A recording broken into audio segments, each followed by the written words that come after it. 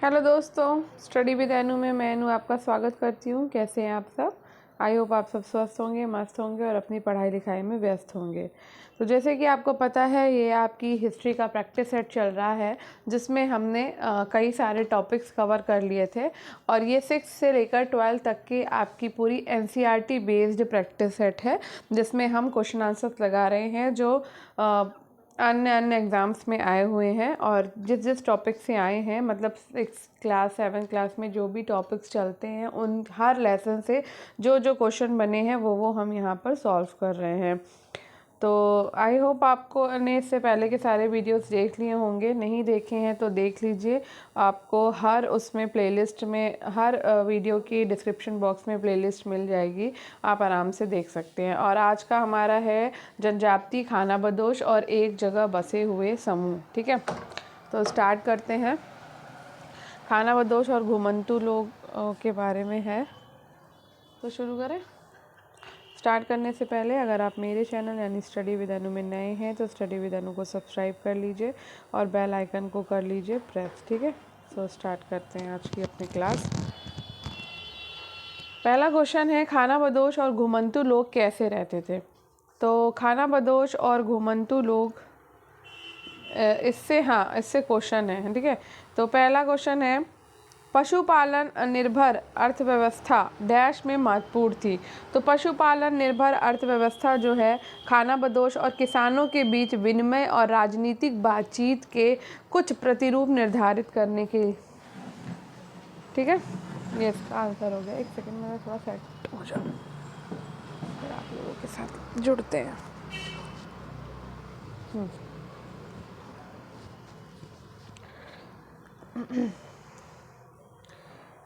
तो पशुपालन निर्भर अर्थव्यवस्था खानाबदोश और किसानों के बीच विनिमय और राजनीतिक बातचीत के कुछ प्रतिरूप निर्धारित करने में महत्वपूर्ण थी। खानाबदोश चरवाहे अपने जानवरों के साथ दूर दूर तक घूमते थे और उनका जीवन दूध और अन्य पशुचारी उत्पादों पर निर्भर था। वे खेतिहर गृहस्थों से अनाज, कपड़े, बर्तन और ऐसी ही चीज़ों के लिए ऊन, घी इत्यादि का विनिमय भी करते थे। कुछ खानाबदोश अपने जानवरों पर सामानों की ढुलाई भी करते थे और मध्य एशियाई खानाबदोशी संस्कृति पर ओवेन लट्टीमोर ने विस्तार से लिखा था। अमेरिकी इतिहासकार विलियम मैकनील ने 1000 ईस्वी से 1500 ईस्वी तक आंतरिक एशियाई खानाबदोशों को विश्व इतिहास के केंद्र में रखा था। नेक्स्ट है, मध्य एशियाई की खानाबदोश संस्कृति पर किस लेखक ने लिखा है?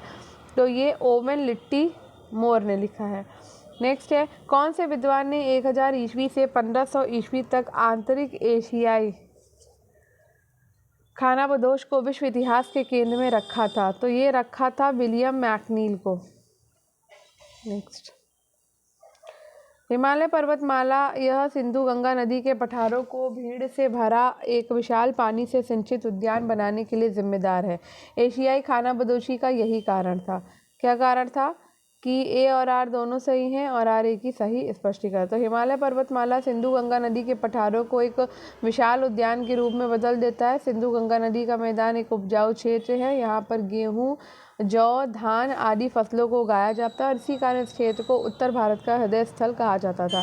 इसके विपरीत ऊपरी सिंधु घाटी क्षेत्र में रेगिस्तान था। रेगिस्तान तथा किरथर गिरपथ श्रृंखला शामिल थी। यहाँ पर खाद्यान्न उत्पादन नहीं होता था और यही कारण है कि हिमालय पर्वत एशियाई खानाबदोशी के लिए जिम्मेदार था।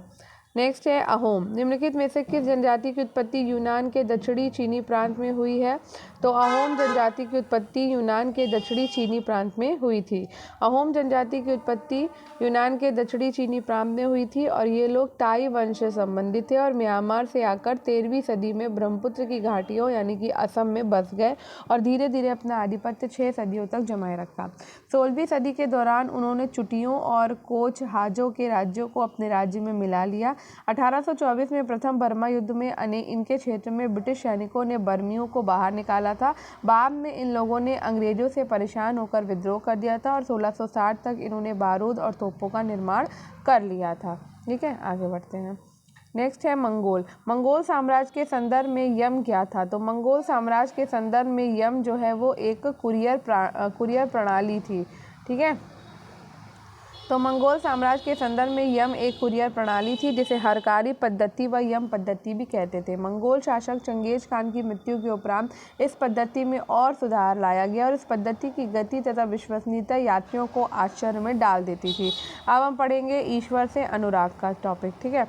तो दक्षिण भारत में भक्ति का एक नया प्रकार नयनार और अलवार, ठीक है। तो अलवार और नयनार क्रमशः किन देवताओं की पूजा करते थे? तो अलवार और नयनार, तो जो अलवार थे वो पूजा करते थे विष्णु की और जो नयनार थे वो पूजा करते थे शिव की। तो अलवार और नयनार क्रमशः विष्णु और शिव देवता की पूजा करते थे। प्रारंभिक भक्ति आंदोलन लगभग 6ठी शताब्दी में अलवारों यानी कि विष्णु भक्ति में तन्मय और नयनारों यानी कि शिव भक्त के नेतृत्व में हुआ था। वे एक स्थान से दूसरे स्थान पर भ्रमण करते हुए तमिल में अपने इष्ट की स्तुति में भजन गाते थे। नेक्स्ट है संतों की जीवनी हैगियोग्राफी का मतलब है। तो संतों की जीवनी हैगियोग्राफी का मतलब धार्मिक नेताओं की जीवनी भी कहलाती है, जमींदारों की जीवनी भी होगी। अन्यायों द्वारा लिखी गई संतों की जीवनी, तो उपयुक्त में से एक से अधिक इसके आंसर है। तो संतों की जीवनी संत चरित्र हैगियोग्राफी किसी संत या धार्मिक नेता की जीवनी है। संत चरित्र संत की उपलब्धियों का गुणगान करते हैं जो तथ्यात्मक रूप से पूरी तरह सही नहीं होते। ये इसलिए महत्वपूर्ण है कि हमें उस परंपरा के अनुयायियों के विश्वासों के बारे में बताते हैं।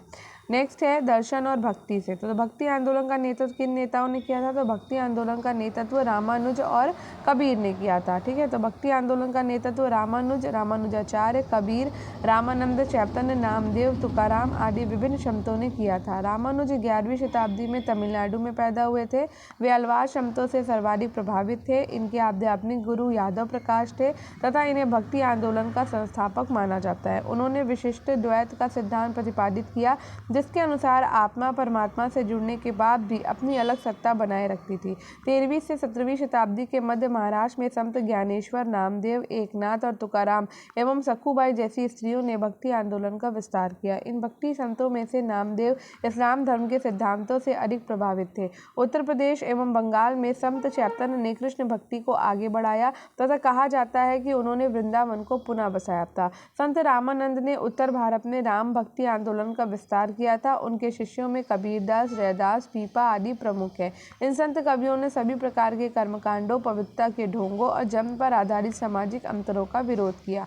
उन्होंने संन्यास के विचार को त्याग कर कर्म के सिद्धांत को अपनाया था। रामानुज के आध्यात्मिक शिक्षक कौन थे? तो ये यादव प्रकाश थे। रामानुज के आध्यात्मिक शिक्षक यादव प्रकाश थे। रामानंद और कबीर कौन थे? तो रामानंद और कबीर भक्ति संत थे, ठीक है। इनमें से एक भक्ति आंदोलन के अग्रणी जो इस्लाम से बहुत ही प्रभावित थे, तो इस्लाम से प्रभावित थे नामदेव, ठीक है। किसे भक्ति आंदोलन का संस्थापक माना जाता है? तो भक्ति आंदोलन के संस्थापक हैं रामानुजाचार्य, ठीक है। निम्नलिखित वैष्णव विभूतियों को तिथि क्रमानुसार व्यवस्थित कीजिए। तो भैया व्यवस्थित करना है तो सबसे पहले आएंगे नाथ मुनि, रामानुजाचार्य, उसके बाद वेदांत देशिक और फिर वल्लभाचार्य आएंगे। नाथ मुनि 1824 ईस्वी में है, रामानुजाचार्य 1017 ईस्वी में, वेदांत देशिक 1259 में और वल्लभाचार्य 1469 में, ठीक है। मध्यकालीन भक्ति आंदोलन के सुधारकों को सही कालानुक्रम में व्यवस्थित कीजिए और नीचे दिए गए कूट में से सही उत्तर का चयन कीजिए। तो यहाँ पे भी हम नीचे देख लेते हैं, ठीक है। रामानंद उत्तरी भारत के पहले महान भक्त थे। वे भक्ति आंदोलन को दक्षिण से उत्तर भारत लाए। उनके शिष्य कबीर ने इस भक्ति को लोगों के बीच प्रचारित किया। वल्लभाचार्य वैष्णव धर्म के कृष्ण मार्गी शाखा के महान संत थे। नामदेव महाराष्ट्र भक्ति आंदोलन के महत्वपूर्ण संत थे। जन्मतिथि के आधार पर इनका सही क्रम इस प्रकार है: नामदेव, रामानंद, कबीर तथा वल्लभाचार्य। इस प्रश्न में कोई भी विकल्प सही न होने के कारण आयोग ने इस प्रश्न को प्रश्न पत्रिका से बाहर कर दिया। निम्नलिखित में से किस विद्वान संतों ने संस्कृत भाषा में रचना करी है? रामानुज, माधव, वल्लभ या ज्ञानेश्वर? तो भाई इन तीनों ने ही जो करी है, रामानुज ने, माधव ने और वल्लभ ने, ठीक है, संस्कृत में रचना करी है। तो रामानुजाचार्य, माधवाचार्य और वल्लभाचार्य ने अपनी रचना संस्कृत भाषा में की, जबकि ज्ञानेश्वर जो है वो मराठी भाषा में अपनी रचना करते थे। जैसे कि भावार्थ दीपिका मराठी भाषा में लिखा गया ग्रंथ है। रामानुज ने वेदांत सार, वेदांत संग्रह, वेदांत द्वीप, ब्रह्मशत्रु भाष्य ग्रंथ लिखा जो संस्कृत में है। वल्लभाचार्य ने संस्कृत में 17 ग्रंथों की रचना करी है। इन्होंने पूर्व मीमांसा, भाष्य सुबोधनी व सिद्धांत रहस्य पुस्तक को संस्कृत में लिखा। इसी प्रकार माधवाचार्य ने भी संस्कृत का प्रयोग अपने रचना लेखन में किया था। योग सूत्रों का श्रेय जाता है, तो योग किसने लिखा भाई? तो ये लिखा है पतंजलि ने, है ना। योग सूत्रों का श्रेय जाता है किसको? पतंजलि को। योग सूत्र का श्रेय पतंजलि को दिया जाता है। योग को आधुनिक साहित्य स्वरूप प्रदान करने का श्रेय महर्षि पतंजलि को है, जिन्होंने लगभग 147 ईसा पूर्व में योग सूत्र की रचना करी। पतंजलि ने योग सूत्र में 8 तत्वों का वर्णन किया है, जिन्हें अष्टपद कहा गया। योग सूत्र पर व्यास ने एक भाष्य लिखा है, जिसे योग भाष्य कहा जाता है। अब बात करेंगे महाराष्ट्र के संत की। तो निम्नलिखित में से किसने दादू के भजनों और कविताओं, जिन्हें बानी कहा जाता है, को संकलित किया है? तो दादू के भजनों को संकलित किया है तिला जाट ने, रज्जब दास ने और सुंदर दास दी अयंगर ने। ठीक है, तो दादू दयाल के भजनों और कविताओं, जिन्हें बानी कहा जाता है, को तिला जाट, मोहन दफ्तरी, रज्जब दास, सुंदर दास दी अयंगर ने संकलित किया था। दादू के अनुरोध पर उनके शिष्यों ने विभिन्न संप्रदायों की अनेक भक्ति रचनाओं को संकलित किया। दादू के उपदेश दादू राम की वाणी में संकलित है। रज्जब ने कहा था कि ये संसार वेद है और ये सृष्टि कुरान है। ठीक है, नेक्स्ट है मथुरा क्षेत्र में वल्लभ संप्रदाय के बारे में निम्नलिखित में से कौन सा कथन सही नहीं है? तो मथुरा क्षेत्र में वल्लभ संप्रदाय के बारे में कौन सा कथन सही नहीं है? हम आंसर देखते हैं, क्योंकि इसका आंसर मुझे भी नहीं पता। तो इसका आंसर है बी, यानी कि वल्लभ ने गोकुल में एक केंद्र की स्थापना की, जहां उन्होंने अष्टाप के नाम से प्रसिद्ध गायकों और कवियों को एकत्र किया। ये जो है कथन सही नहीं है। तो वल्लभ विट्ठल नाथ ने वल्लभ समुदाय में राधा की को प्रमुखता प्रदान करी है, ये सही है। और वल्लभ ने गोवर्धन पर्वत पर श्रीनाथ मंदिर की स्थापना की थी, ये भी सही है। और वल्लभ ने राधा की प्रायः उपेक्षा की, ये भी सही है। ठीक है, तो राधा रानी की उपेक्षा करी है भाई। आगे बढ़ते हैं। तो वल्लभाचार्य की मृत्यु के बाद उनके पुत्र विट्ठल नाथ ने कृष्ण भक्ति को लोकप्रिय बनाया। विट्ठल नाथ ने अष्टछाप यानी कि 8 व्यक्तियों का समूह की स्थापना की थी। विट्ठल नाथ ने वल्लभ संप्रदाय में राधा की प्रमुखता प्रदान की, जबकि वल्लभाचार्य ने राधा की प्रायः उपेक्षा की थी। वल्लभाचार्य ने गोवर्धन पर्वत पर श्रीनाथ मंदिर की स्थापना की थी। ठीक है, अब हम पढ़ेंगे कबीर, नज़दीक से एक नज़र। इनमें से कौन उलट बांसी रचनाओं के लिए प्रसिद्ध है? तो उलट बांसी रचनाओं के लिए प्रसिद्ध हैं कबीरदास। कबीर की बात हो रही है। ठीक है, तो कबीरदास की रचनाएं अनेक भाषाओं और बोलियों में मिलती हैं। इनमें से कुछ निर्गुण कवियों की खास बोली यानी कि संत भाषा है। कुछ रचनाएं जिन्हें उलट बांसी यानी कि उल्टी कहीं उक्तियों के नाम से जाना जाता है। इस प्रकार से लिखी गई उनके रोजमर्रा के अर्थ को उलट दिया गया है। ठीक है, नोट, सगुण मार्गी भक्ति धारा के समर्थक मीराबाई सूरदास तुलसीदास से, जबकि कबीरदास निर्गुण धारा के समर्थक हैं। ठीक है, नेक्स्ट है इनमें से कौन सगुण मार्गी भक्ति संत नहीं है? तो सगुण मार्गी भैया कबीर जी नहीं है, कबीर जी तो निर्गुण मार्गी है। ठीक है, मीराबाई तुलसीदास ये सब सगुण मार्गी हैं, लेकिन कबीरदास निर्गुण मार्गी हैं। नेक्स्ट, बाबा गुरु नानक, नज़दीक से एक नज़र। तो निम्न में से किस सिख गुरु ने दक्षिण और कश्मीर की यात्रा करी है? तो गुरु नानक ने दक्षिण और कश्मीर की यात्रा की थी। गुरु नानक ने दक्षिण में केरल और तमिलनाडु के तटीय इलाकों में होते हुए श्रीलंका की यात्रा की। नानक ने हिमाचल प्रदेश, तिब्बत होते हुए लेह, लद्दाख, कश्मीर, अफगानिस्तान की भी यात्राएं की थी। गुरु नानक, जो कि 1469 से लेकर 1539 तक का जन्म तलवंडी पाकिस्तान में ननकाना साहब में हुआ था, उन्होंने करतारपुर रावी नदी के तट पर स्थित डेरा बाबा नानक में अपना केंद्र स्थापित किया और तथा एक नियमित उपासना पद्धति अपनाई। उन्होंने लंगर व्यवस्था की स्थापना की थी। ठीक है, अब बात करेंगे क्षेत्रीय संस्कृतियों के निर्माण की। तो राजपूत और शूरवीरता की परंपराएं, इसमें 2 ही क्वेश्चन है। ठीक है, तो पहला क्वेश्चन है किसने खजुराहो के मंदिरों का निर्माण कराया? तो भैया खजुराहो के जो मंदिर का निर्माण है वो चंदेलों ने करवाया है। चंदेल शासकों के समय खजुराहो में अनेक सुंदर और भव्य मंदिरों का निर्माण हुआ। अधिकतम 25 मंदिर यहाँ पे विद्यमान है, जो शैव, वैष्णव, शाक्त और जैन धर्म से संबंधित है। ज़्यादातर मंदिर जो है वो शैव धर्म के हैं। यहाँ कोई भी बौद्ध धर्म से संबंधित मंदिर नहीं पाया जाता है। कंदरिया महादेव, विश्वनाथ, लक्ष्मण मंदिर, 64 योगिनी मंदिर, पार्श्वनाथ मंदिर यहाँ के प्रमुख प्रमुख मंदिर है। शिव की स्थिति में बनाए गए कंदरिया महादेव मंदिर का निर्माण चंदेल राजवंश के राजा थंगदेव के द्वारा 999 में किया गया था। नेक्स्ट है खजुराहो के मंदिर इन्होंने बनवाए। तो खजुराहो के मंदिर अभी बताया हमने किसने बनवाए हैं, चंदेलों ने बनवाए हैं। नेक्स्ट टॉपिक है 18वीं शताब्दी में नए राजनीतिक गठन। तो सबसे पहले पढ़ेंगे सिखों को। तो आदि ग्रंथ में इनमें से किस संत की बातें अंकलित हैं? तो आदि ग्रंथ में जो है कबीर की भी हैं, बाबा फरीद की भी हैं और रविदास की भी हैं। ठीक है, तो सिख धर्म के 5वें गुरु अर्जुन देव ने बाबा गुरु नानक तथा उनके 4 उत्तराधिकारियों बाबा फरीद, रविदास और कबीर की बानी को आदि ग्रंथ साहिब में संकलित किया। इनको क्या कहते हैं, गुरबानी कहा जाता है और ये अनेक भाषाओं में रचे गए। 17वीं शताब्दी के उत्तरार्ध में 10वें गुरु गोविंद सिंह जी ने 9वें गुरु तेग बहादुर की रचनाओं को भी इसमें शामिल किया और इस ग्रंथ को गुरु ग्रंथ साहिब कहा गया है। नेक्स्ट है महाराजा रणजीत सिंह के शासनकाल में सिख शासन की राजधानी थी। तो सिख शासन की राजधानी उस समय लाहौर थी। महाराजा रणजीत सिंह के शासनकाल में सिख शासन की राजधानी लाहौर में 1799 में थी और धार्मिक राजधानी अमृतसर में थी। 1799 में रणजीत सिंह ने लाहौर पर अधिकार किया और 1805 में रणजीत सिंह ने अमृतसर को भंगी मिसल से छीन लिया। रणजीत सिंह एक निरंकुश शासक होते हुए भी खालसा के नाम से प्रशासन संचालित करते थे। अब आते हैं मराठा पे। डैश के शासनकाल के दौरान मराठों को कुलीनता की श्रेणी में स्वीकृति मिली। तो मराठों को जहांगीर के शासनकाल के समय पे कुलीनता की श्रेणी में स्वीकृति मिली थी। तो मराठों का प्रभाव दक्षिण भारत में मुगलों के समय बढ़ने लगा था। सर्वप्रथम जहांगीर ने मराठों के महत्व को समझा और उन्हें कुलीनता की श्रेणी में शामिल कर लिया।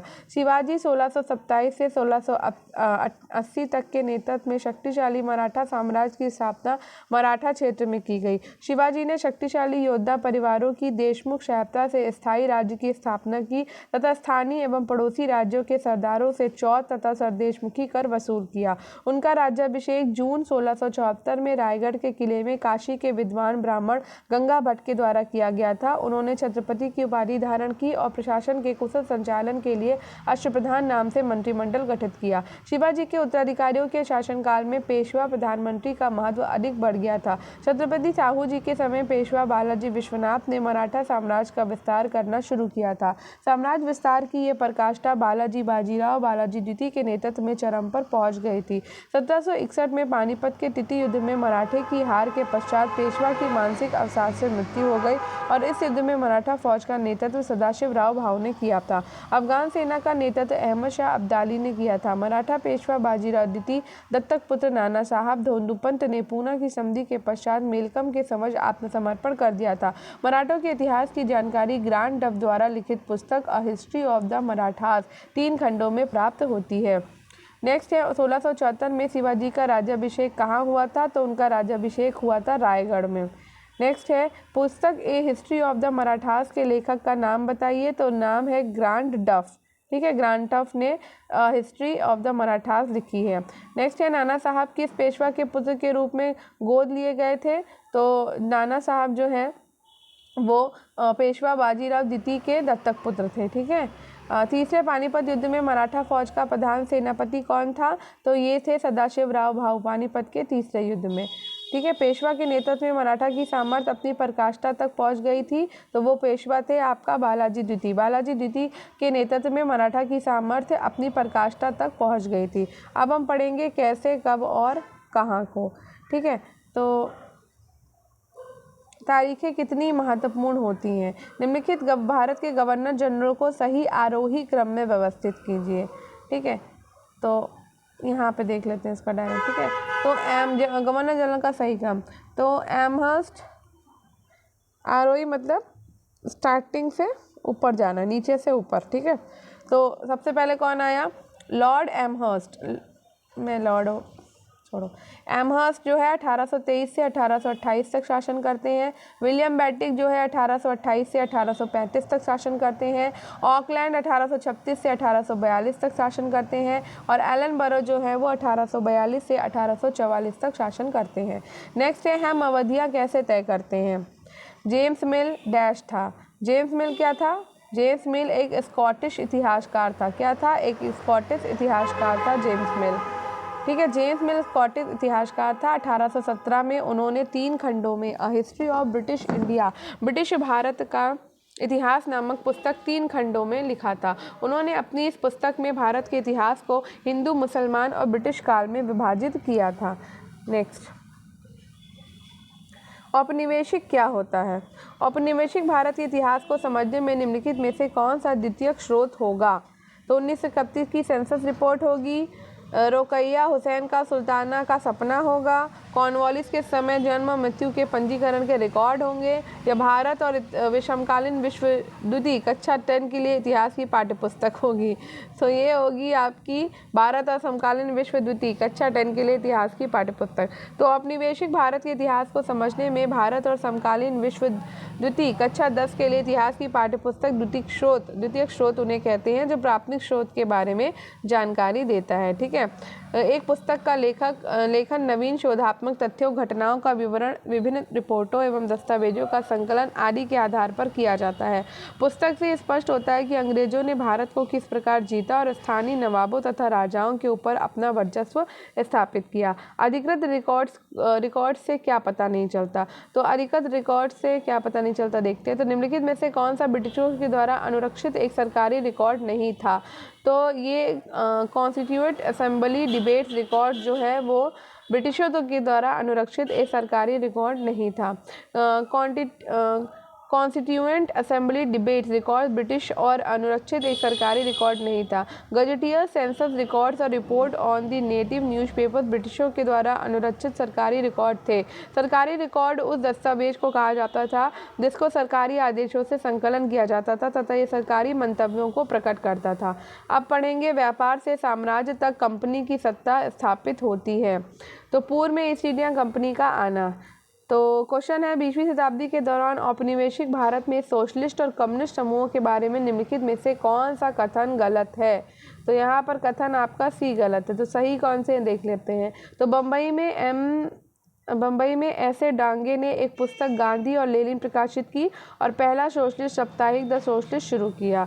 ठीक है, इसके अलावा बंगाल में मुजफ्फर अहमद ने नवयुग की शुरुआत करी और बाद में कवि इजरुल इस्लाम की सहायता से लैंगन की स्थापना करी। ठीक है, और तीसरा है पंजाब में अहमद अली और अन्य ने इनकलाब प्रकाशित किया। तो ये गलत है। ठीक है, और चौथा है मद्रास में एम सिंगारवेलु ने श्रम किसान राजपत्र की स्थापना करी है। तो 20वीं शताब्दी के दौरान औपनिवेशिक भारत में सोशलिस्ट और कम्युनिस्ट समूहों के सदस्य भी स्वतंत्रता आंदोलन में सक्रिय थे। मुंबई में ऐसे डांगे ने एक पुस्तक गांधी और लेनिन तथा द सोशलिस्ट नामक समाचार पत्र शुरू किया, जबकि लाहौर में गुलाम हुसैन के द्वारा इनकलाब प्रकाशित किया गया था। एम सिंगारवेलु ने मद्रास से लेबर किसान गजट, श्रम किसान राजपत्र नामक पाक्षिक पत्रिका की शुरुआत करी। मुजफ्फर अहमद ने नजरुल इस्लाम के सहयोग से बंगाली दैनिक पत्र नवयुग का संपादन किया एवं लैंगल की स्थापना करी। केप ऑफ गुड होप के द्वारा भारत पहुंचने के लिए रास्ते की खोज किसने की थी? तो ये की थी वास्को डी गामा ने।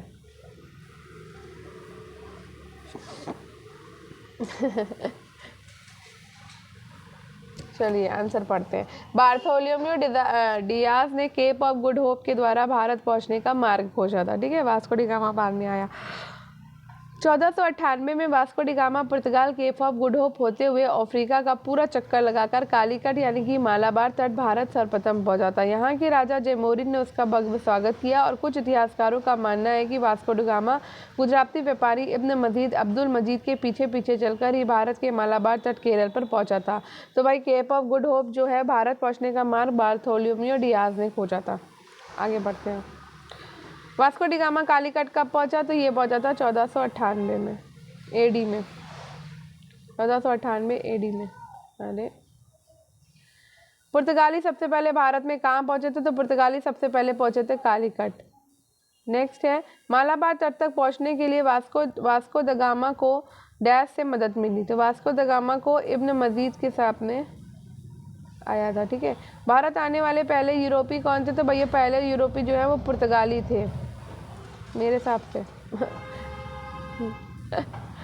नहीं, मध्यकालीन मिशनरी और दूत जिनमें से कुछ मध्य एशिया तथा इथोपिया के माध्यम से आए थे। ओह, आंसर ये है, यानी आंसर हो गया गलत। ठीक है, तो मध्यकाल यानी कि अकबर के समय में आने वाले यूरोपीय सर्वप्रथम मिशनरी यानी कि ईसाई धर्म प्रचारक एवं दूत के रूप में आए थे। इन यूरोपियों में से कई पुर्तगाल एवं मध्य एशिया अथवा इथोपिया के माध्यम से आए हुए थे।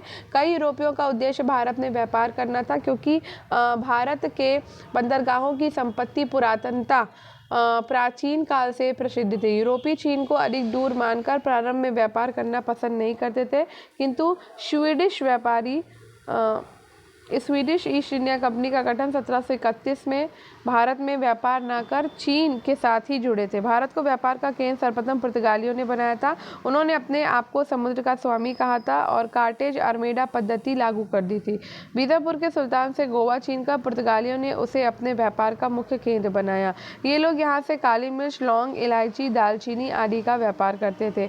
17वीं शताब्दी में डचों ने हिंद महासागर में व्यापार की संभावनाएं तलाशी और मसूलीपट्टनम में अपना बेस यानी कि केंद्र स्थापित किया। जहां एक और अंग्रेजों ने अपने व्यापार की संभावनाएं बंगाल में तलाशी, वहीं फ्रांसीसी कंपनी ने दक्षिण में व्यापार की संभावना तलाशी और पुडुचेरी यानी कि पांडिचेरी में अपना मुख्यालय स्थापित किया। नेक्स्ट है, यूरोपियन भारत क्यों आए थे? तो भैया यूरोपियन भारत इसलिए आए थे क्योंकि वे पूर्वी वस्तुओं से व्यापार करना चाहते थे। सबसे बड़ा कारण तो यही था। दूसरा, चीन को शुरुआत में बहुत दूर जाना जाता था, इसलिए आए। ठीक है, तीसरी बात, भारत के बंदरगाहों की संपत्ति पुरातनता से प्रसिद्ध थी, इसलिए। नेक्स्ट है, निम्नलिखित में से किस यूरोपीय देश की व्यापारी कंपनी ने 1605 में मसूलीपट्टनम में अपना बेस स्थापित किया? तो मसूलीपट्टनम में डचों ने अपना बेस स्थापित किया था 1605 में। स्वीडिश ईस्ट इंडिया कंपनी का गठन 1731 में हुआ था और इसका व्यापार लगभग विशेष रूप से सीमित था। तो चीन, इसका व्यापार लगभग चीन में विशेष रूप से सीमित था। पुर्तगाली ने गोवा के समृद्ध बंदरगाह को किस शासक से छीना? तो पुर्तगाली ने गोवा के समृद्ध बंदरगाह को बीजापुर के शासक से छीना था। नेक्स्ट, दक्षिण भारत में फ्रेंच मुख्यालय कहाँ था? तो दक्षिण भारत में फ्रेंच मुख्यालय पौंडीचेरी में था। किसके शासनकाल में ईस्ट इंडिया कंपनी ने भारत में अपनी पहली फैक्ट्री की स्थापना करी थी? तो जहांगीर के शासनकाल में ईस्ट इंडिया कंपनी ने भारत में अपनी पहली फैक्ट्री की स्थापना करी। ईस्ट इंडिया कंपनी ने अपनी पहली फैक्ट्री मुगल शासक जहांगीर के फरमान रॉयल आदेश से सूरत में 1613 में स्थापित की थी। ठीक है, ये फरमान कैप्टन विलियम हॉकिंस ने प्राप्त किया और यद्यपि 1611 में मसूलीपट्टनम में अंग्रेजों ने अपनी व्यापारिक कोठी बना ली थी और मुगल काल में सूरत एक बड़ा विक्रय केंद्र होने के साथ साथ एक बड़ा बाजार भी था, जिसके कारण यूरोपियों ने अपने आप को सूरत में स्थापित किया। जहांगीर ने सूरत में स्थायी कारखाने की स्थापना के लिए फरमान कब जारी किया था? तो ये 1613 में जारी किया था। रॉयल आदेश के लिए उपयोग करने वाला शब्द क्या है? तो ये है फरमान। ठीक है, सभी यूरोपीय कंपनियों ने स्वयं को सूरत में स्थापित किया था, क्योंकि सूरत एक बड़ा व्यापार का एक बड़ा विक्रय केंद्र था और एक बड़ा बाजार था। 17वीं शताब्दी में सबसे बड़ी शाही शक्ति डैश की थी? तो सबसे बड़ी शाही शक्ति थी आपकी डचों की। 17वीं शताब्दी में सबसे बड़ी शाही शक्ति डच की थी। उन्होंने हिंद महासागर में व्यापार की संभावनाएं तलाशनी शुरू कर दी थी और 18वीं सदी के उत्तरार्ध में इंग्लैंड एक नई शाही ताकत के रूप में उभरा। अंग्रेज सर्वप्रथम भारत में एक व्यापारी के रूप में आए थे और धीरे धीरे कुछ क्षेत्रों को जीतकर व्यापार करते हुए एक विशाल साम्राज्य स्थापित करने का सफर तय किया। अंग्रेजों ने पुर्तगाल, डच, फ्रांस आदि स्थानों के व्यापारियों को भारत में अपने आगे मजबूत नहीं होने दिया और उन्हें एक निश्चित क्षेत्र तक सीमित कर दिया। व्यापारिकता ने आर्थिक राष्ट्रवाद और राष्ट्र की अर्थव्यवस्था को सरकारी विनियमन दोनों को पदोन्नत किया है। नेक्स्ट है, 18वीं शताब्दी में सबसे मजबूत शाही शक्ति थी? तो सबसे मजबूत शाही शक्ति थी इंग्लैंड। ठीक है, आगे बढ़ते हैं। व्यापारिकता ने क्या पदोन्नत किया? तो व्यापारिकता ने जो है आर्थिक राष्ट्रवाद और एक राष्ट्र की अर्थव्यवस्था का सरकारी विनियमन दोनों को पदोन्नत किया था। इनमें से कौन सा भारत में पुर्तगाली की आरंभिक राजधानी रही? तो पुर्तगालियों की आरंभिक राजधानी कोचीन थी। कोचीन पुर्तगालियों की भारत में प्रारंभिक राजधानी थी। अल्बुकर्क के द्वारा 1510 में बीजापुर के सुल्तान से गोवा अधिग्रहण कर लिया गया और पुर्तगाली गवर्नर नीनो डी कून्हा के समय 1530 में गोवा को कोचीन के स्थान पर राजधानी बनाया गया। 1530 में पुर्तगालियों ने अपना सरकारी कार्यालय गोवा स्थानांतरित कर लिया था। तालिका 1 से तालिका 2 को मिलाना है।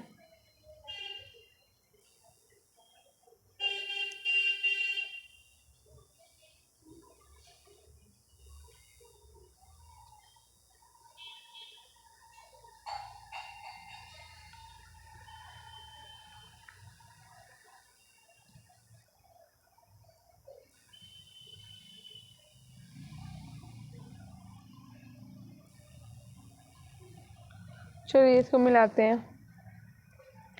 तो ब्लू वाटर पॉलिसी जो है अल्मेड़ा की है और अल्बुकर्क ने जो है वो भारतीय महिलाओं से विवाह कर लेने की प्रेरणा दी थी। ठीक है। नीनो दी कून्हा ने पुर्तगाली राजधानी को कोचीन से गोवा के लिए स्थानांतरित कर दिया और मार्टिन अल्फ्रेड डिसूजा ने प्रसिद्ध जेसुइट संत फ्रांसिस्को जेवियर इसे अपने साथ भारत ले आया था। मेरे हिसाब से यही आंसर है, एक में देख लेते हैं। हाँ, तो Francisco de Almeida blue water नीति अपनाई। अल्बुकर्क ने अपने साथी देशवासियों को भारतीय महिलाओं से विवाह कर लेने की प्रेरणा दी। नीनो दी कून्हा ने पुर्तगाली राजधानी को कोचीन से गोवा स्थानांतरित कर दिया और मार्टिन अल्फोंसो डिसूजा ने प्रसिद्ध जेसुइट संत फ्रांसिस्को जेवियर इसे अपने साथ भारत ले आया था। ठीक है। अभी ईस्ट इंडिया कंपनी बंगाल में व्यापार शुरू करती है। तो बंगाल में पहला पुर्तगाली उपनिवेश क्या था? हुगली था। तो बंगाल में पहला पुर्तगाली उपनिवेश हुगली था। बंगाल में पहला पुर्तगाली उपनिवेश का केंद्र पेड्रो तेवरेज पुर्तगाली व्यापारी के द्वारा स्थापित हुगली को बनाया गया था। पहली ब्रिटिश फैक्ट्री भी यहीं पर 1651 में स्थापित की गई थी और कंपनी के व्यापारी यहीं से अपना व्यापार चलाते थे। यहाँ स्थापित फैक्ट्री में वेयर हाउस होता था। यहाँ निर्यात होने वाली वस्तुओं को जमा किया जाता था। डेनिश अथवा डेनस के लोगों ने बंगाल में व्यापार के स्थान पर मिशनरी गतिविधियों पर अधिक ध्यान दिया था। डच व्यापारियों ने बंगाल के चिंसूरा में अपना मुख्यालय स्थापित किया था। डच व्यापारियों की दिलचस्पी भारत से अधिक इंडोनेशिया के जावा, सुमात्रा और स्पाइस आइलैंड जैसे द्वीपों में थी, जहां मसाले खूब पैदा होते थे। 1759 में बेदरै या बिद्रैन के युद्ध, चिंसूरा का युद्ध में अंग्रेजों से हारने के बाद डच व्यापारी भारत छोड़कर चले गए थे। पुर्तगाली व्यापारी पेड्रो तवेरेस, तो पुर्तगाली व्यापारी हुगली की स्थापना की थी पेड्रो तवेरेस ने। डेनस बंगाल में क्या शुरू करने के लिए प्रसिद्ध है? तो डेनस बंगाल में मशीनरी गतिविधियों को शुरू करने के लिए प्रसिद्ध है। डच अंग्रेजों में कौन से युद्ध में हार गए थे? तो डच अंग्रेजों में चिंसूरा के युद्ध और बिद्रैन के युद्ध 1759 में हार गए थे। डच ने स्वयं को बंगाल में कहाँ स्थापित किया? तो डच ने स्वयं को बंगाल में चिंसूरा में स्थापित किया था। ठीक है। बंगाल में फ्रांसीसियों का भाग किसके नेतृत्व में सबसे अधिक ऊंचाई पर पहुंच गया था? तो फ्रैंकोइस डुप्लेक्स के समय पे अधिक ऊंचाई पे पहुंच गया था। तो बंगाल में यूरोपीय कंपनी की स्थापना करने का मुख्य कारण व्यापारिक वस्तुओं की विविधता, सूती कपड़ा, रेशम आदि द्वारा सस्तापन, उपजाऊ भूमि, सस्ता श्रम, नदियों के माध्यम से अच्छा परिवहन मार्ग आदि था। ठीक है, ना कि स्थानीय अदालत। बंगाल में पुर्तगाली, डच तथा अंग्रेजों की फैक्ट्रियां स्थापित होने के पश्चात फ्रांसीसियों ने भी अपनी व्यापारिक कोठी तथा फैक्ट्रियां स्थापित की। फ्रांसीसी गवर्नर डुप्ले यानी कि डुल्पेक्स के समय फ्रांसीसियों का भाग बंगाल में चरमोत्कर्ष पर पहुंच गया था। बंगाल में नेक्स्ट है, बंगाल में यूरोपीय कंपनियों की स्थापना के लिए निम्नलिखित में से किस पर विचार नहीं किया गया था? तो ये विचार नहीं किया गया था स्थानीय अदालत की शक्ति पर। प्लासी का युद्ध और बक्सर का युद्ध देख लेते हैं। तो ढाका से अपनी राजधानी को मुर्शिदाबाद के लिए स्थानांतरित करने वाले बंगाल के नवाब थे, तो ये था मुर्शीद कुली खां। बंगाल के नवाब मुर्शीद कुली खां ने ढाका से अपनी राजधानी मुर्शिदाबाद स्थानांतरित की। मुर्शीद कुली खां के पश्चात बंगाल का नवाब क्रमशः अलीवर्दी खां, सिराजुद्दौला बनते हैं और ये सभी बंगाल के शक्तिशाली नवाब थे और कंपनी को व्यापारिक रियायत देने से मना कर दिया था। कंपनी सिराजुद्दौला के स्थान पर एक कठपुतली नवाब चाहती थी जो कि उसे व्यापारिक रियायतें और अन्य सुविधाएं आसानी से दे सके। सिराजुद्दौला के मना करने के बावजूद कंपनी ने कलकत्ता की किलेबंदी करना शुरू कर दिया और राजस्व देने से भी मना कर दिया। अंततः 1756 में नवाब ने 30,000 सिपाहियों को लेकर कासिम बाजार में स्थित इंग्लिश फैक्ट्री पर आक्रमण कर दिया और कलकत्ता स्थित फोर्ट विलियम किले पर अधिकार कर लिया। ये प्लासी के युद्ध का तत्कालीन कारण था। प्लासी का युद्ध 23 जून 1757 में नवाब सिराजुद्दौला और रॉबर्ट क्लाइव के मध्य हुआ था। इस युद्ध में नवाब सिराजुद्दौला पराजित होता है क्योंकि उसके सेनापति मीर जाफर, क्लाइव की लोमड़ी जगत सेठ, बंगाल के बड़े बैंकर तथा नवाब के कोषाध्यक्ष आदि ने अंग्रेजों का साथ दिया था। प्लासी के युद्ध के समय मुगल बादशाह आलमगीर द्वितीय था। सिराजुद्दौला द्वारा कब फोर्ट विलियम पर कब्जा किया गया तो 1756 में किया गया था। प्लासी युद्ध के समय मुगल शासक कौन था तो प्लासी युद्ध के समय मुगल शासक था आलमगीर द्वितीय। ठीक है। सबसे बड़े बैंकर, बंगाल में सबसे बड़े बैंकर कौन थे तो बंगाल में सबसे बड़े बैंकर थे जगत सेठ। जगत सेठ क्या था तो जगत सेठ जो है वो एक बैंकिंग परिवार के लिए एक शीर्षक जो नवाबी बंगाल के कोषाध्यक्ष जनरल बन गए थे। ठीक है। क्लाइव की लोमड़ी के रूप में कौन जाना जाता है तो क्लाइव की लोमड़ी के रूप में मीर जाफर जाने जाते हैं। प्लासी की लड़ाई किस वर्ष लड़ी गई तो प्लासी जो है वो 1757 में लड़ी गई थी। प्लासी की लड़ाई के बाद बंगाल की अर्थव्यवस्था में गिरावट क्यों आई? क्योंकि भारतीय व्यापारियों को अब अंग्रेजी व्यापारियों से कड़ी प्रतिस्पर्धा का सामना करना पड़ा। भारतीय व्यापारियों को शुल्क का भुगतान करना पड़ा जबकि अंग्रेजी व्यापार शुल्क मुक्त था। उत्पादकों को कम कीमत पर अपने सामान बेचने के लिए मजबूर किया गया था। तो सारे विकल्प सही हैं। तो प्लासी की विजय के बाद क्लाइव ने मीर जाफर को बंगाल का नवाब बना दिया और बदले में मीर जाफर ने कंपनी को अनेक रियायतें दे दी। प्लासी की विजय के पश्चात बंगाल की अर्थव्यवस्था का पतन शुरू हुआ। अब भारतीय व्यापारियों को ब्रिटिश व्यापारियों से कड़ी प्रतिस्पर्धा करनी पड़ी और कंपनी ने उत्पादकों से निर्धारित लागत से कम मूल्य पर सामान खरीदना शुरू कर दिया था।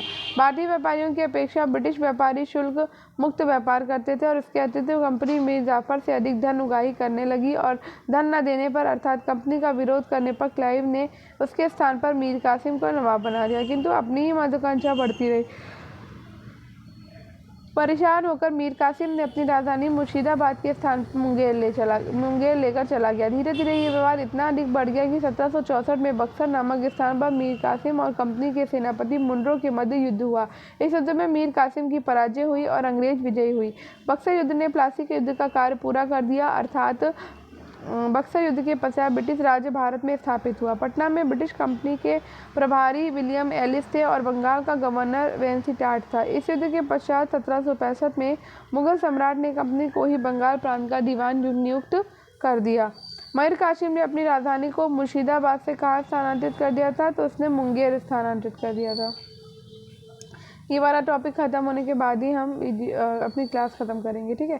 बक्सर युद्ध के समय पटना में अंग्रेजी कंपनी का प्रभारी कौन था तो वो था एलिस। बक्सर युद्ध के समय बंगाल का गवर्नर कौन था तो बंगाल का गवर्नर वेंसी टाट था। बक्सर के युद्ध ने कार्य को पूरा किया तो बक्सर के युद्ध ने प्लासी के युद्ध के कार्य को पूरा किया था।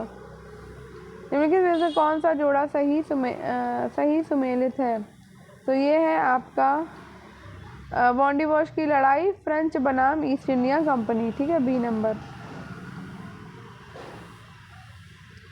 कंपनी के अफसर नवाब बन बैठे तो एक प्रारंभिक यूरोपीय यात्री था जिसने वर्तमान उत्तरी बंगाल के बक्सर क्षेत्र का दौरा किया था तो ये था रॉल्फ फिच। रॉल्फ फिच है एक प्रारंभिक यूरोपीय यात्री था जिसने वर्तमान उत्तरी बंगाल के बक्सर क्षेत्र का दौरा किया था। रॉल्फ फिच मुगल सम्राट अकबर के समय ब्रिटिश महारानी एलिजाबेथ प्रथम का एक पत्र लेकर भारत आया। उसने फतेहपुर सीकरी और आगरा को लंदन से भी बड़ा शहर बताया। 1764 में बंगाल के नवाब मीर कासिम और अंग्रेजों के बीच बक्सर नामक स्थान पर युद्ध हुआ और इस युद्ध के पश्चात कंपनी के अधिकारी नवाब बन बैठे अर्थात अब उनके पास सत्ता और ताकत दोनों थी। कंपनी का फैलता शासन तो डैश ने भारतीय रियासतों और ब्रिटिश ईस्ट इंडिया कंपनी के बीच एक संधि का नेतृत्व किया। तो सहायक गठबंधन ने भारतीय रियासतों और ब्रिटिश ईस्ट इंडिया कंपनी के बीच में एक संधि का नेतृत्व किया और उसमें राज्यों को कोई भी निर्णय अंग्रेजों के परामर्श से लेना था और शासक की मदद के लिए एक सिपाही सेना दी गई थी। तो सहायक गठबंधन ने भारतीय रियासतों और ब्रिटिश ईस्ट इंडिया कंपनी के बीच एक संधि का नेतृत्व किया जिसमें राज्यों को कोई भी निर्णय अंग्रेजों के परामर्श से लेना था और शासक की मदद के लिए एक सिपाही सेना दी गई थी। कई बार कंपनी के रियासतों पर सहायक संधि भी थोप दी थी। जो रियासत इस बंदोबस्त को मान लेती थी उसे अपनी स्वतंत्र सेनाएं रखने का अधिकार नहीं रहता था। उसे कंपनी की तरफ से सुरक्षा मिलती थी और सहायक सेना के रखरखाव के लिए कंपनी को पैसा देती थी। इस संधि की शुरुआत गवर्नर रिचर्ड वेलेजली 1798 से 1805 में की थी। टीपू सुल्तान शेर मैसूर तो 1767 से 1769 के बीच के प्रथम आंग्ल मैसूर युद्ध का निष्कर्ष क्या रहा था? तो भैया इस आंग्ल मैसूर युद्ध का जो निष्कर्ष था वो ये था कि जो हैदर अली था वस्तुतः शांति की शर्तों पर निर्भर था। ठीक है, तो हैदर अली 1761 से 1782 तक और उसका पुत्र टीपू 1782 से 1799 के नेतृत्व में मैसूर शक्तिशाली राज्य बन चुका था। प्रथम आंग्ल मैसूर युद्ध 1767 से 69 के पश्चात हैदर अली शांति की शर्तों पर निर्भर था। द्वितीय आंग्ल मैसूर युद्ध के दौरान 1782 में वॉरेन हेस्टिंग ने हैदर अली के विरुद्ध आयरकूट के नेतृत्व में एक सेना भेजी जिसने पोर्टो नोवा के युद्ध में हैदर अली को पराजित किया। इस युद्ध में हैदर अली बुरी तरह घायल हो गया और 7 दिसंबर 1782 को उसकी मृत्यु हो गई। द्वितीय आंग्ल मैसूर युद्ध का समापन मंगलौर की संधि 1784 से हुई थी। तृतीय और चतुर्थ आंग्ल मैसूर युद्ध टीपू सुल्तान के समय हुआ था। चतुर्थ आंग्ल मैसूर 1799 के युद्ध में टीपू की पराजय एवं मृत्यु के पश्चात वेलेजली ने मैसूर पर सहायक संधि थोप दी थी। ज्ञात है कि टीपू के पश्चात मैसूर का शासन पुनः वाडियार वंश के अधीन कर दिया गया था, जो कि अंग्रेजों के अधीनस्थ बने रहे। निम्नलिखित में से किस युद्ध में टीपू सुल्तान को हार व मृत्यु का सामना करना पड़ा था? तो चतुर्थ एंग्लो मैसूर युद्ध में। चौथे, ब्रिटिश सेना के किस कमांडर ने पोर्टो नोवा के युद्ध में हैदर अली को हराया? तो आयरकूट ने पोर्टो नोवा के युद्ध में हैदर अली को हराया था।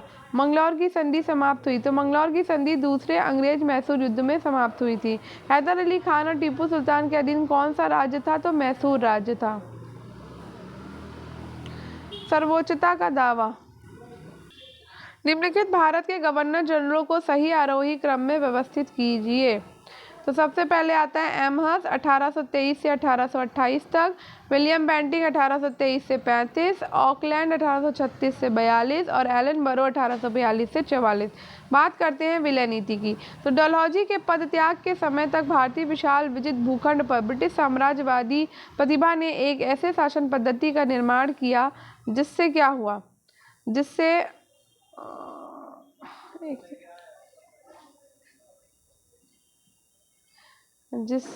आंसर है BCD, जिससे भारत के निवासियों की राजनीतिक एकता का निर्माण हुआ और एक ऐसे साम्राज्य की स्थापना की जो विस्तार, ऐश्वर्य तथा साधनों की दृष्टि से अतुलनीय था और प्रबंध इसके विशाल आकार के कारण कठिन हो गया। आगे बढ़ते हैं। तो डलहौजी के पदत्याग के समय एक भारतीय उपमहाद्वीप के 63% भूभाग और 78% आबादी पर कंपनी का सीधा शासन स्थापित हो चुका था। देश के शेष भूभाग और आबादी पर कंपनी का अप्रत्यक्ष प्रभाव था। भारतीय विशाल विजित भूखंड पर ब्रिटिश साम्राज्यवादी प्रतिभा ने एक ऐसे शासन पद्धति का निर्माण किया जिससे यहाँ के निवासियों की राजनीतिक एकता का निर्माण हुआ। एक ऐसे साम्राज्य की स्थापना की जो विस्तार, ऐश्वर्य तथा साधनों की दृष्टि से अतुलनीय था। इसका प्रबंध विशाल आकार के कारण कठिन हो गया, अतः विकल्प B, C और D सही है। व्यापगन के सिद्धांत के आधार पर किस राज्य का सबसे पहले विलय किया है? सबसे पहले सतारा का विलय हुआ था। ठीक है, सबसे पहले सतारा को लिया गया। BPSC स्कूल टीचर में देखो ये क्वेश्चन आया है। डॉक्ट्रिन ऑफ लैप्स व्यापगत का सिद्धांत के अनुसार यदि राज्य का कोई प्राकृतिक उत्तराधिकारी नहीं है और यदि ब्रिटिश दत्तक उत्तराधिकारी को अस्वीकार कर देते हैं तो विलय की नीति बड़े पैमाने पर लागू होती है। डलहौजी के व्यक्तिगत के सिद्धांत के आधार पर सतारा राज्य का सबसे पहले विलय किया गया था। सतारा राज्य के राजा अप्पा साहिब को कोई पुत्र नहीं था। उन्होंने मृत्यु से पहले कंपनी की अनुमति के बिना एक पुत्र दत्तक गोद ले लिया था, लेकिन डलहौजी ने इसे मान्यता न देकर आश्रित राज्य घोषित करके 1848 में उसका विलय कर लिया। इसके बाद जयपुर और संबलपुर 1849, बघाट 1850, उदयपुर 1852, झांसी 1853 और नागपुर 1854 का व्यक्तिगत सिद्धांत के आधार पर विलय कर लिया गया। 1856 में कुशासन का आरोप लगाकर अवध का विलय कर लिया गया। यद्यपि डलहौजी से पूर्व वेलेजली ने 1798 में सहायक गठबंधन सहायक संधि का गठन किया था। यदि राज्य का कोई प्राकृतिक उत्तराधिकारी नहीं है और यदि ब्रिटिश दत्तक उत्तराधिकारी को अस्वीकार कर देते हैं तो विलय की नीति बड़े पैमाने पर लागू होती है। दिए गए विकल्पों में से यहाँ की गई चर्चा की नीति का चयन करें। तो ये है भैया डॉक्ट्रिन ऑफ लैप्स की नीति। ठीक है, चलिए किसने व्यापगन के सिद्धांत की रचना करी है? तो भैया ये काम किया था डलहौजी ने। ठीक, व्यापगन का सिद्धांत डॉक्ट्रिन ऑफ लैप्स किसके द्वारा पेश किया गया? तो ये डलहौजी के द्वारा पेश किया गया। वेलेजली के द्वारा वर्ष में सहायक गठबंधन की प्रणाली का गठन किया था। तो वेलेजली ने 1798 में सहायक गठबंधन की प्रणाली का गठन किया था। व्यक्तिगत सिद्धांत के तहत सतारा पर कब्जा कब किया गया? तो सतारा पर कब्जा 1848 में किया गया था। विलय नीति किसने पेश करी? तो विलय नीति पेश करी है डलहौजी ने। इनको सुमेलित कीजिए। रिपन कैनिंग, सहायक सैन्य पद्धति और डॉक्ट्रिन ऑफ लैप्स तो भैया डलहौजी की है। सहायक सैन्य पद्धति जो है वो उसकी है, कहाँ गई, क्या नाम है इसकी, इनकी वेलेजली की। कंपनी शासन का अंत और स्थानीय स्व सरकार, तो यहाँ नीचे देख लेते हैं, ये नहीं मिला पाएंगे हम। रिपन जो है स्थानीय स्व सरकार के लिए जाने जाते हैं। कैनिंग है अपने कंपनी शासन के अंत के लिए जाने जाते हैं। डलहौजी डॉक्ट्रिन ऑफ लैप्स के लिए जाने जाते हैं। और वेलेजली सहायक सैन्य पद्धति यानी कि सहायक संधि के लिए जाने जाते हैं।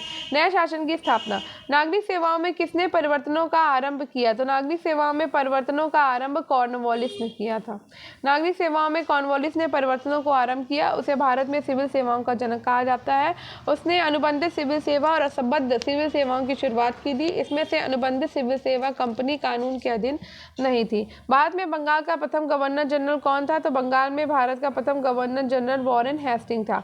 बाद में बंगाल का प्रथम गवर्नर जनरल वॉरेन हेस्टिंग, जो कि 1773 से 1785 तक रहा, उसने कंपनी की ताकत बढ़ाने से महत्वपूर्ण भूमिका निभाई। इस समय कंपनी बंगाल के साथ साथ बम्बई और मद्रास में सत्ता हासिल कर चुकी थी। ब्रिटिश इलाकों को बंगाल, मद्रास और बम्बई प्रेसिडेंसी में विभाजित किया गया। 1772 में उसने दीवानी एवं फौजदारी न्याय व्यवस्था को स्थापित किया था। ठीक है, अब ग्रामीण क्षेत्र पर शासन चलाना, ये हम करेंगे कल। ठीक है, तो आज के लिए इतना ही।